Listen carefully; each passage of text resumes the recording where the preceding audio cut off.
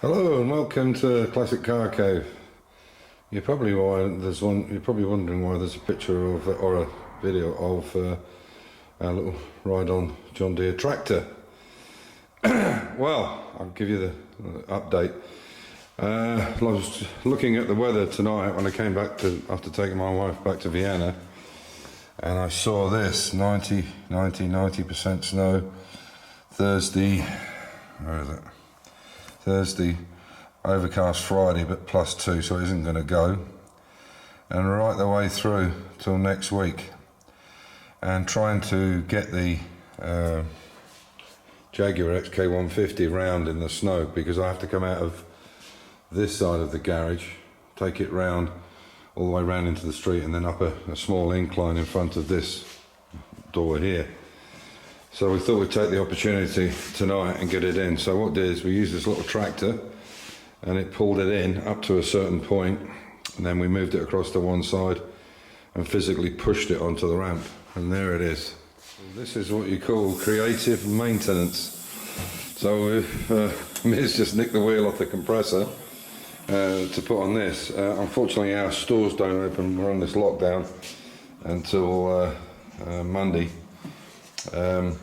13th, I think, isn't it? No, yeah, Sunday night. So Monday everything's open again. Unfortunately, one of the inner tubes has busted on this.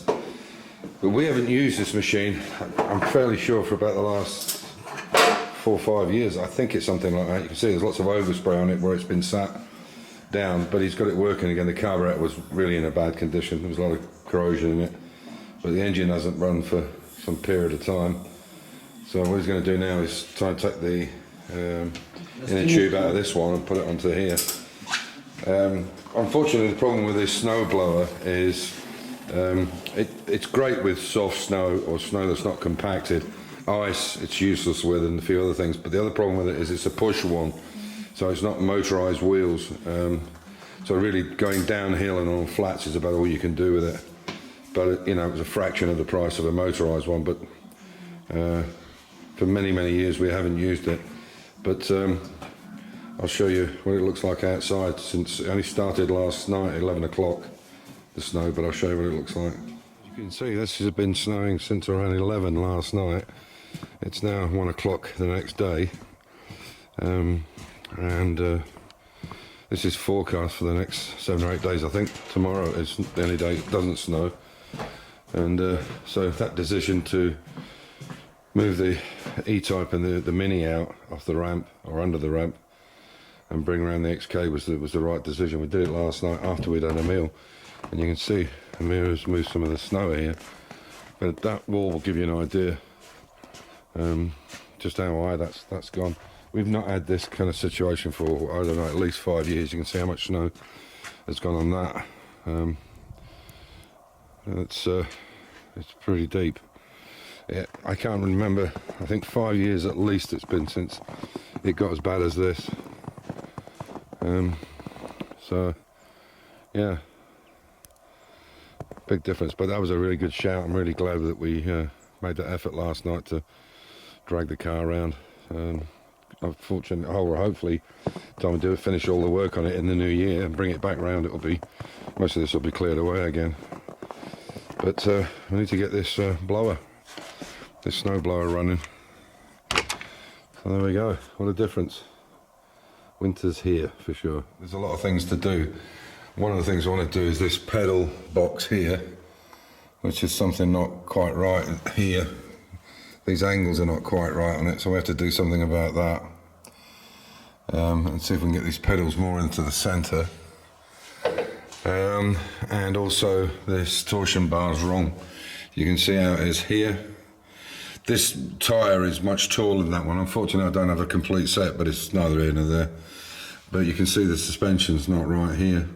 So we have to take it back a couple of clicks. Unfortunately, it's quite easy to do with this because there's the adjustment system there. You can see they're almost the same, pretty much the same, but we must have put one in by one spline short, I guess. That's probably what's happened.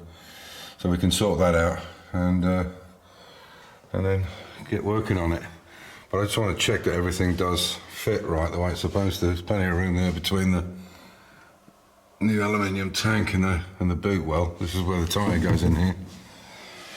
We can get the handbrake system sorted, make sure that all works. This is all original, apart from the cable obviously, but all this is original. So there's this, the arm, everything. We'll put it all together and then just see how it looks. You can see they're over at one side there now. They're actually touching the body shell, and this pivot now is loose. So watch when he pulls it over. Look, you can see how central they are now? Completely different. So that's where we need to be, and we think a couple of mil will be enough to do that. So that's how we need to do it. Yeah. Okay. So you can see this bracket here. So this is a magnet we've got, and you can see it fits well, and they're exactly the same size. They're out of the pack. So you can see it fits under the bracket there, whereas this one here is protruding. It's too high. So obviously this bracket is not on correctly. So what we're going to do, rather than heat it and try and bend it or warp it, which could distort it upwards and up and down and left to right, we're actually going to cut through this bracket on the bottom, cut through most of the bracket on the top, and open it so that both these magnets will go underneath them, and then we know it's square to the chassis leg, and then we'll completely re-weld it, and I think that'll give us what we need. Fingers crossed.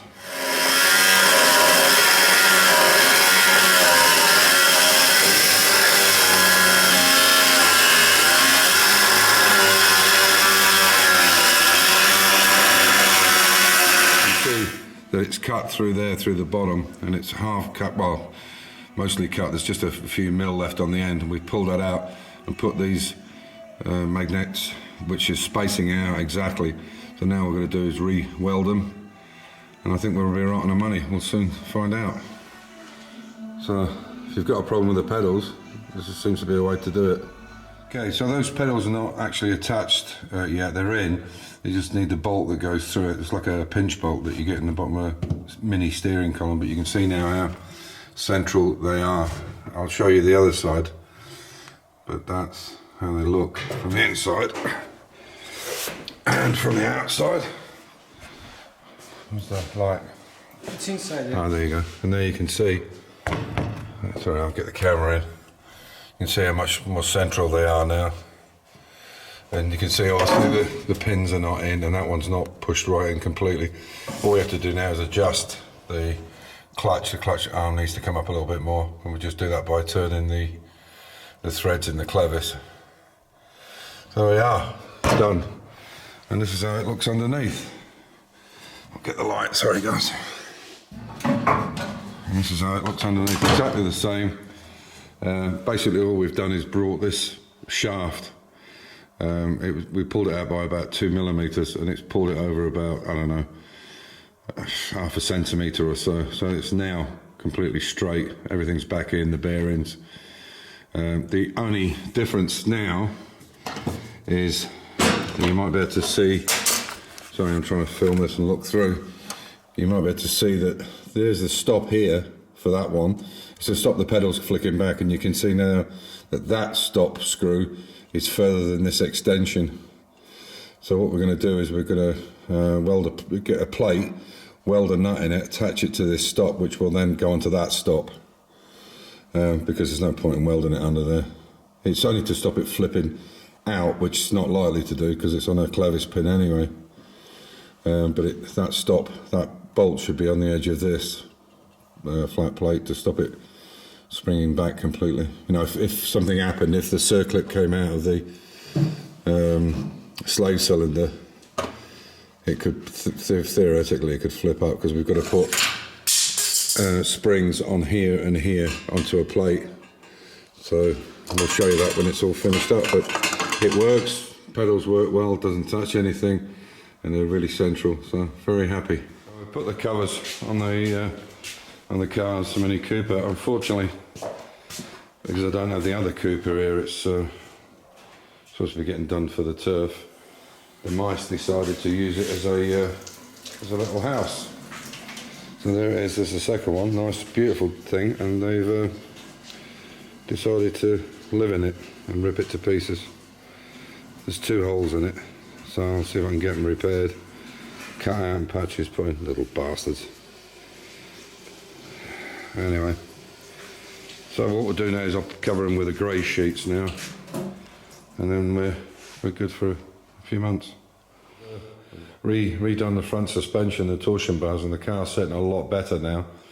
It's still not fully loaded, obviously, with seats and bits and pieces, so, and it will take some time to settle down. They're brand new springs on the back, obviously. Well, everything's brand new on that chassis. Some parts are refurbished, like the torsion bars and wishbones and so on and so forth, but generally all the springing system is brand new. That wheel that's on the back is my spare wheel off the E-Type. That's why it looks a bit different. Because the other tyre's just so massive, and unfortunately not one of them are the same, so we can't take any measurements off the tyres and the wheels because the tyres are different profile. But as I say, it's sitting a lot nicer now, so I'm very happy. We had a very good day today, very productive. Yeah, it's looking much better. So yeah, so the cars are all covered up. We're good to go, and tomorrow we'll carry on working on some bits and pieces of the bodywork and just get the car really finished up before, well, till after the new year. So on that note, I'll, as usual, stay safe, keep the faith, enjoy your hobby, and yeah, just get out and do something. Take care, bye for now.